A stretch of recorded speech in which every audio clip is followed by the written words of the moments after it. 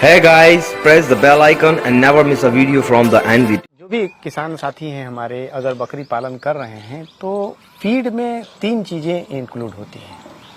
एक होता है ड्राई फॉडर, सूखा भूसा, दूसरा होता है ग्रीन फॉडर, हरा चारा, और तीसरा होता है कॉन्सेंट्रेट फीड, कि कार्बोहाइड्रेट भी उसको मिले, प्रोटीन भी मिले, फैट भी मिले, मिनरल्स और विटामिन्स भी हों, साथ में प्रॉपर उसको क्या है सेफ और ड्रिंकिंग वाटर मिले। अब प्रोटीन के सोर्स के रूप में हम खली इस्तेमाल करते हैं। अब खली में भी सबसे बेहतर खली है कि अगर मूंगफली की खली, अगर सरसों की खली नहीं देना है, वो बहुत गर्म होता है और उसमें रिजल्ट नहीं आते, उससे निगेटिव रिजल्ट आते हैं। 10 बकरियां हैं, उनका वजन अगर सबका अगर मान लीजिए कि वजन 20-20 किलो है तो 200 किलो हुआ, 200 किलो हुआ तो उसमें 20 किलो उनको खाना दिन भर में चाहिए। उसकी मेंगनी अगर सही आ रही है, गोलीनुमा आ रही है और बिल्कुल चिकनी आ रही है, इसका मतलब कि जो खा रही है वो कहीं ना कहीं। एक बार हम फिर से पहुंचे मध्य प्रदेश के इंदौर में। आज हम बात करने वाले हैं फीड मैनेजमेंट को लेकर, क्योंकि अक्सर जो बकरी पालक भाई होता है जिसको शुरू करना होता है या फिर कर रहा होता है, उसको बड़ी डाउट होते हैं, शंकाएं होती हैं कि फीड में क्या खिलाएं बकरी को ताकि हमारी बकरी मोटी ताजी बने, जिससे उसका रेट अच्छा मिले और हमें प्रॉफिट ज्यादा से ज्यादा हो। आज की इस कमाल की वीडियो में हम बात करने वाले हैं बकरी के फीड मैनेजमेंट के लेके बारे में, कैसे आप अपनी बकरी को मोटा तंदुरुस्त कर सकते हैं, क्या उनको खिला सकते हैं आप। तो दोस्तों मेरे साथ है बहुत ही अनुभवी फार्मर, इनसे बात करते हैं जान के इनके अनुभव के और इनके पूरे फार्मिंग मॉडल के बारे में। सर नमस्कार। नमस्कार। नमस्कार जी। सलाम वालेकुम सर। वालेकुम सलाम। कैसे हो सर? बस ठीक है, दया दृष्टि है। सर बड़ी उम्मीद से आज हम आए हैं दिल्ली से, इतनी दूर से, कि कुछ अपने जो व्यूवर्स हैं, जो फार्मर हैं, उनको कुछ दिखा सकें, बता सकें फीड मैनेजमेंट को लेके के बारे में, कि फीड मैनेजमेंट क्या होता है, कैसे हमारे जो नए दर्शक हैं, जो फार्मर हैं, उनको अच्छे से जो है फीड वो बनाएं ताकि उनकी जो बकरियां हैं वो मोटे ताजे दिखें। देखिए परवेश जी, जो भी किसान साथी हैं हमारे, अगर बकरी पालन कर रहे हैं तो फीड में 3 चीज़ें इंक्लूड होती हैं। एक होता है ड्राई फॉडर, सूखा भूसा, दूसरा होता है ग्रीन फॉडर, हरा चारा, और तीसरा होता है कॉन्सेंट्रेट फीड, जिसको हम दाना अनाज के नाम से जानते हैं। किसान साथी जो भी दाना खिलाते हैं तो दाने में वो कोई एक ही दाना खिलाते हैं। कॉन्सेंट्रेट में वो सिर्फ मक्का खिला रहे हैं तो मक्का ही खिला रहे हैं, नहीं। हमको हर चीज का बैलेंस, जैसे एक बैलेंस न्यूट्रिशन हम इंसान लेते हैं, जानवरों को भी हमको, बकरियों को भी हमको वही न्यूट्रिशन देना है कि कार्बोहाइड्रेट भी उसको मिले, प्रोटीन भी मिले, फैट भी मिले, मिनरल्स और विटामिन्स भी हों, साथ में प्रॉपर उसको क्या है सेफ और ड्रिंकिंग वाटर मिले, एबंडेंट अमाउंट में और क्वालिटी में मिले। सर कहीं देखा है कुछ फार्मर दिन में 3 टाइम फीड डालते हैं, कुछ 4 बार डाल रहे हैं, कुछ 2 बार ही डालते हैं। क्या कॉन्सेप्ट है सर, कितनी बार फीड देना चाहिए? ये खिलाने का कंसेप्ट है कि आप 3 बार खिलाएं या 4 बार खिलाएं। अगर आपका खिलाने का मैनेजमेंट अगर सही नहीं है तो आप 10 बार भी खिलाएंगे, आपके जानवर के अंदर कोई ग्रोथ नहीं है। इसलिए कि जानवर जो खाता है, अगर वो, ये हमारा जानवर रूमिनेंट है, इसके 4 पेट होते हैं।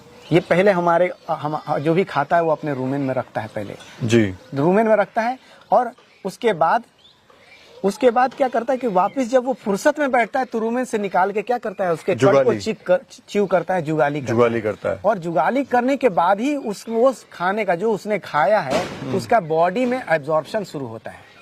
अगर आप दिन भर उसको खाने के लिए दे रहे हैं तो वो कट करने के लिए, कट को च्यू करने के लिए या जुगाली करने के लिए उसके पास समय नहीं है। वो रात में एक ही बार बैठता है, तो दिन भर का सारा खाना खाया हुआ जो रात भर में वो जुगाली नहीं कर सकता, और तब तक के वो खाया और तब तक के मालूम चला कि वो उसका निकलने का टाइम आ गया। एब्जॉर्प्शन के प्रोसेस को आप नहीं समझ पा रहे हैं। उसमें करना ये चाहिए कि सुबह आपने अगर खाना दिया, जो भी आप दे रहे हैं, कि आप भूसा भी दे दीजिए, दाना भी दे दीजिए, और उसके बाद हरा चारा भी दे दीजिए, और उसके बाद पानी आप दे दीजिए। उसके बाद बीच में आपके फीडर में आप उनको खाना नहीं दीजिए। 2, 3, 4 घंटे का बीच में गैप हो। जब उनके पास खाने का नहीं रहेगा तो उसके बाद वो जो खाया उन्होंने वो क्या करेंगे, उसको जुगाली करेंगे, और उसके बाद फिर क्या होगा कि वो एब्जॉर्प्शन के प्रोसेस में लग जाएगा। ठीक है। अब उसके बाद 4 घंटे के बाद फिर आप खाना दीजिए, 4-5 घंटे के बाद, 4 घंटे के बाद तो आपने दिया खाना, दोबारा उसने खाया, फिर वो रात के टाइम जब शाम में आप जब जानवर को अंदर करेंगे, फिर दोबारा उसने क्या किया है, उसको जुगाली किया और उसके बाद एब्जॉर्ब किया। तो 5 टाइम के खाना देने से ज्यादा बेहतर है कि 2 ही टाइम दीजिए, लेकिन बीच में एक गैप बना के दीजिए, कि ताकि वो उसको क्या करे, जुगाली करने का टाइम मिले, उसका बॉडी में उसको प्रॉपर उसका यूटिलाइज कर सके बॉडी उसको, और वो एब्जॉर्ब कर सके। एक चीज सर हमने और देखी है, कहीं कहीं पर पूरा दिन बकरियां खाती रहती हैं, यानी जो बच जाता है उसको उठाते नहीं है फार्मर, वो चल कुछ ना कुछ खाती रहती हैं, और कहीं पर एक टाइम में खत्म हो गया, हटा दिया उसको। तो क्या सही है, दोनों में से क्या सही है? देखिए, गैप देना जरूरी है। गैप इसलिए कि अगर वो खाती रहेगी तो बॉडी के अंदर एब्जॉर्प्शन की प्रक्रिया जुगाली वो नहीं करेगी, और जुगाली अगर नहीं करेगी तो एब्जॉर्प्शन की प्रक्रिया, तो जो बॉडी में तभी लगेगा वो खाया हुआ अनाज जब वो बॉडी में उसको एब्जॉर्ब करेगी। एक चीज सर हम और देख रहे हैं, जो अच्छे फार्मर है, बड़े लेवल पे काम कर रहे हैं, वो फीड खिला रहे हैं बकरियों को, हरा चारा भी दे रहे हैं, सूखा चारा भी दे रहे हैं, साथ में फीड भी दे रहे हैं। लेकिन अब बात आती है जो हमारा गरीब किसान है वो फीड कैसे खिलाए? देखिए, अगर वो पेलेट जो एडवांस लोग हैं वो पेलेटिंग के फॉर्म में फीड दे रहे हैं, या जो रेडीमेड फीड आता है उसको दे रहे हैं, लेकिन अगर आम किसान है तो वो उसको मालूम है, इसलिए कि ये बकरी पालन ट्रेडिशनल मेथड से हर आदमी जानता है। हर घर में बैकयार्ड फार्मिंग के रूप में बकरी पालन होता रहा है। कोई ऐसा घर नहीं है जिसके घर में आज से 10 साल 20 साल पहले गांव में जब रहते थे तो बकरी नहीं पाली जाती थी। जी। तो वो खिलाता था, और उसके यहाँ जानवर इसलिए बहुत अच्छा रहता था कि घर के 10-20 आदमी ज्वाइंट फैमिली होती थी। उसके यहाँ केला आया, आपने केला खा लिया, छिलका बकरी को खिला दिया। आम आपने खाया, आम के छिलके को आप, तो जो न्यूट्रिशन ह्यूमंस लेते थे वही न्यूट्रिशन बकरी को मिलता था, इसलिए उनकी बकरियां भी हेल्दी होती थी। वो उनको साइंस कुछ भी नहीं पता था। आपने चावल बनाया, चावल का वो स्टार्च निकाल के उसको पिला दिया, तो चावल आप तो खा लिया, आपने तो भूसा खाया, उसने असली माल खाया। तो हम लोग क्या करते हैं कि किसान बहुत पहले से अवेयर है, उसको बताने की जरूरत नहीं है। बस ये है कि अब जो वैज्ञानिक रूप से हम बात कर रहे हैं कि उसमें कार्बोहाइड्रेट का कंटेंट ज्यादा नहीं हो, जो बैलेंस होना चाहिए, कि प्रोटीन भी मिलना चाहिए। अब प्रोटीन के सोर्स के रूप में हम खली इस्तेमाल करते हैं। अब खली में भी सबसे बेहतर खली है कि अगर मूंगफली की खली अगर अवेलेबल, अगर वेट बढ़ाना है तो प्रोटीन देना पड़ेगा। प्रोटीन मसल्स बनेंगे। वो सेल्स के फॉर्मेशन और रिपेयर और मेंटेनेंस के लिए वही रिस्पॉन्सिबल है। तो क्या दे सर प्रोटीन में? प्रोटीन में आप खली दीजिए। खली किसकी? खली सबसे बेहतरीन खली मूंगफली की खली है, यानी जो तेल निकल जाता है, निकल जाता है, DOC जो बोलते हैं, डिआइल्ड केक जो होता है, उसको आप दीजिए। मूंगफली की खली सबसे बेहतर है। उसके बाद अगर नहीं है तो दूसरी, सरसों की खली नहीं देना है। अच्छा, सरसों की खली नहीं देना है, वो बहुत गर्म होता है और उसमें रिजल्ट नहीं आते, उससे निगेटिव रिजल्ट आते हैं।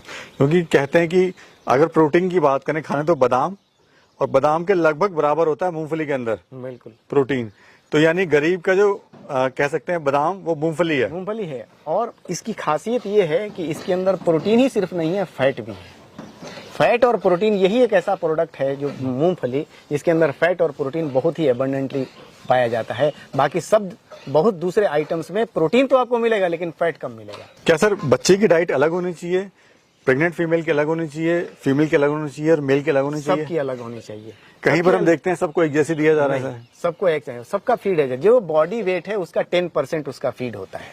जैसे कोई 40 किलो की बकरी है तो उसका 4 किलो उसको खाना दिन भर में चाहिए। अब 4 किलो में आप ड्राई पाउडर भी है, कॉन्सेंट्रेट फीड भी है, उसके बाद ग्रीन पाउडर भी है, और लास्ट में पानी। यानी अगर एक बाड़े में 10 बकरियां हैं तो 4 किलो के हिसाब से, मतलब 10 बकरियां हैं, उनका वजन अगर सबका अगर मान लीजिए कि वजन 20-20 किलो है तो 200 किलो हुआ। 200 किलो हुआ तो उसमें 20 किलो उनको खाना दिन भर में चाहिए।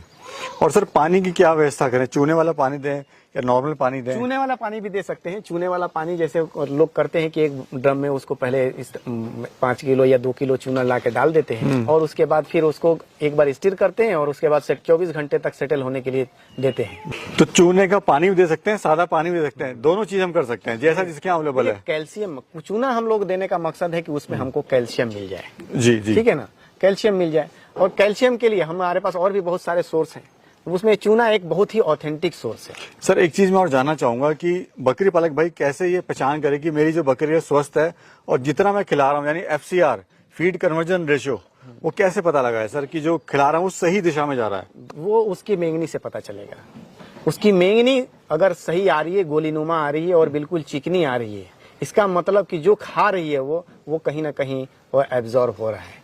अगर वो मेंगनी बराबर नहीं आ रही है तो कहीं प्रॉब्लम है, दिक्कत है। दूसरा, उसकी आई लीड को आप जब देखें, इसकी आई लीड को ऐसे नीचे करके आप देख सकते हैं, जब देखेंगे तो उसके अंदर अगर रेडनेस है तो इसका मतलब कि उसके अंदर उसका हीमोग्लोबिन का लेवल ठीक है।